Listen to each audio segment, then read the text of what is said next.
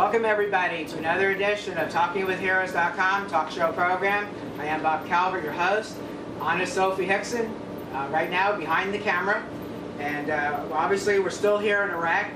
And right now we're at Garry Owen, Iraq. We're with 4 Carson's, 3BCT3ID, and we're with the Task Force 1A Infantry with Alpha Company 329 Field Artillery. And before we get started, I want to thank the people that made this trip possible. Blackhawk.com, Newsblaze.com, MilitaryConnection.com, FreedomHunters.org, LauraBurgess.com, Number5Jump.com, SoldiersAngels.org, and BroadbandForAmerica.com. Now we have sitting here, as y'all can see with the camera, we have about 14 soldiers here, something like that. And we're going to hear from all of them. And so because this is going on YouTube, we will be doing this in segments. So this will be part 1. And so what we're going to do now is I'm going to go ahead and grab the camera, and we'll be back here in just a minute. No, not yet. See. So we can start now. Go ahead, sir. Okay. My name is Sgt Jeremy Payne. I'm from Lewiston, Maine. This is my 2nd deployment to Iraq. I've been in the Army for 4 years. I am married to a wonderful wife named Chelsea, and I have a child on the way. Last deployment was brigade. We were in Baghdad, and the violent activity was definitely, there was an increase then from now. That's been declining. We've seen the IA and the Iraqi police and the Iraqi security forces as a whole take more of a role where we have to take them on our missions with us. And our role with the Provincial Reconstruction Team, we're less catching the bad guys, more improving Iraq. My name is Corporal Joshua Clyne. I'm from Atlanta, Georgia. I am 23 years old, been in the Army 4 years. This is my 2nd deployment to Iraq. 2nd deployment, last deployment, like you just heard, is a lot more violence. I was able to actually shoot artillery, do my job for the last tour, 15 months straight. So blew up a lot of things, took care of a lot of bad guys. This time we are involving the IA and IP a lot more, putting them out in front, letting the government of Iraq know that their own people can take care of themselves. My name is Andrew Long. Private first class in the Army. Been in for about 3 years now. It's my first deployment to Iraq. This is my first tour to Iraq. I've been in the Army for like about 3 years now. I missed the whole other deployments, catching bad guys. I got to hear about it, but right now we're helping the Iraqis take care of their own. They're stepping up, taking the lead role, helping rebuild their own country. So it's a much better mission, I believe. Specialist Isreal Lopez. I'm from Phoenix, Arizona. My first deployment to Iraq. I got a wife, 2 kids back at home. Yeah, same thing as my first tour over here, but most for everything that we've been doing, I have IA, ISF, security forces all in front. They've been leading the way. We've got a lot of great work done out here. We've got great things done with the PRT. Got schools opening up. A lot of stuff is going on over here. Private Burgess. I'm 22 years of age. I'm from Huntington, Massachusetts. And this is my first deployment to Iraq, and I've only been in the Army for 11 months. Just like Special said, it's my first tour. We're just been able to see a lot of helping the IP and IA to take over when we leave, whenever we do leave. Building schools, helping them store grain, granaries and all the other stuff that IP and IA need to do to pay attention to when we're gone. My name's Specialist Kyle Ouimet. I'm from Walker's, Indiana. I've been in for about 22 months. I have a beautiful wife named Hannah back home, and like the Army a lot.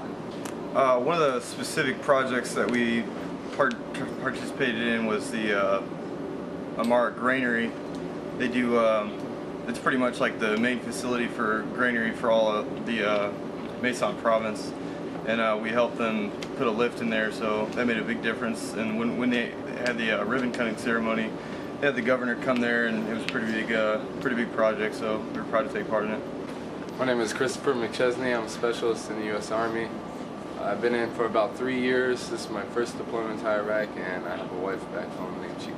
Yeah, one of the projects that I noticed that is a big difference is the Sugar Shack, and we have the oil refinery where we just go and basically we meet with their head-ups and just, I don't know, we conduct safety, and notice we do a lot of letting the IA take over, and I feel they do a pretty good job with protecting everybody who needs to be protected.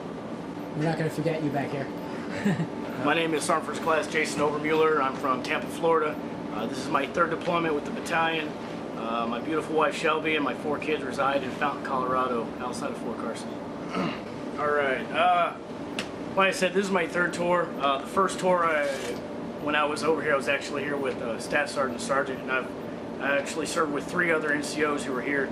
As far as projects, I know the project officers and the project NCO could probably talk about those a little bit more, but each platoon has definitely done its share of visiting many project sites, whether it was projects that were ongoing from the last unit and we're just trying to finish those up, or it's taking new projects that the PRT and the government of Iraq have actually deemed as being appropriate for their infrastructure and moving them to the next level.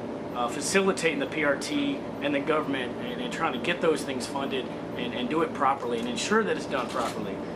Working with various contractors, several contractors that we've worked with, helping the economy. So it's actually on several different aspects. I mean, as Lopez had said, we got schools opening, we're providing electricity for some villages, we have clinics without power, we're supplying power for pedestrian bridges, granary projects, things to help their infrastructure, not just economically, but the people as a whole. Okay, trying to show them that you know, we're here, we care, we're not going to leave this place how it was after the war started. And as far as the way things have changed, and some can also testify to that. I mean, we were here in April of 2001 when this first started.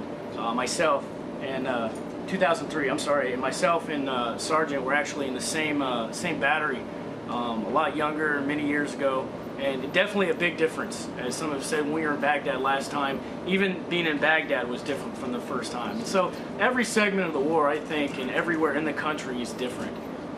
And I think every unit that moves throughout the country, they encounter their difficulties, their problems that they have to overcome. And I have seen a huge difference from when this thing started to where the ISF was non-existent at one point. And as they started getting stood up and started learning their role a little bit more, and we started facilitating their training and their use in missions, and where it is now is like night and day. So, Staff Sergeant James Hitch from Chicago, Illinois. My beautiful wife and son are currently in Colorado, and this is my 2nd deployment with this battalion. Sergeant Hitch, like I said earlier, it's multiple deployments, and biggest difference I'm seeing in the IA and the IP is checkpoints and things like that.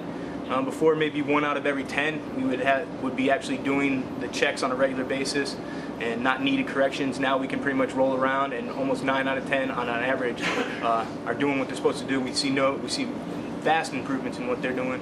As far as with the reconstruction team, the projects involved in several different projects, from courthouses, legal aspects, helping them with their infrastructure, agricultural, and with the agricultural ones, I don't know, I just have a big pride in my father's a farmer and grew up on a farm, so I really take a lot of pride in that we're getting equipment out to these people, teaching them new farming techniques, and with the animals we did a lot of fun stuff, like sheep dip tanks, which is one we've had a lot of fun with, and people around seem to really enjoy watching that one and learning a lot about it, and it's going to help these people in the long run. Talk a little bit more about the legal aspect, because we've been hearing a lot about that too. As far as the legal system right. in Iraq, the big thing we're doing is we're updating the courthouses, getting them equipment, as well as the buildings themselves that are substandard, and make sure they have power at all times, so they can effectively run the legal system. The big thing also we're seeing is getting them law libraries, getting them computers and things so they can connect to the internet and be able to communicate throughout the country and throughout other court systems within Iraq. And that to me, that is the basis of a good legal system, is what they're going to be able to do. So if a guy commits a crime up in Mosul and does one again down here, they're going to be able to know it, and we're going to be able to, this court system will be able to track it properly and be able to handle it accordingly. Second Lieutenant Timothy Lewin. I'm from Pueblo, Colorado. I've been in the Army for about 1.5 years. This is my first deployment, and I'm engaged to the beautiful Alexander Maya Rose of Colorado Springs, Colorado.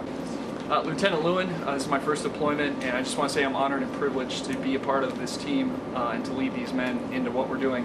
But basically, one of the things I want to talk about is how we go down to the smaller villages and smaller towns and look at the civil capacity, how we can improve it down there. Some of the specific projects we've been doing down there are water compact units. A lot of these towns don't have access to clean water. We go down there, identify certain projects where we can actually improve the potable water of these towns because they just don't have access to it. As Sgt Hitch was saying, these are the same towns that we are improving the courthouses in. So really through and through, all the way from the rule of law down to the civil capacity, improving these people's way of lives. That's how we're affecting these people with these projects. And we're doing it just on a small picture basis in these smaller towns and villages, which is really good because it reaches out to the people who maybe don't have access to the news, to the media, stuff like that.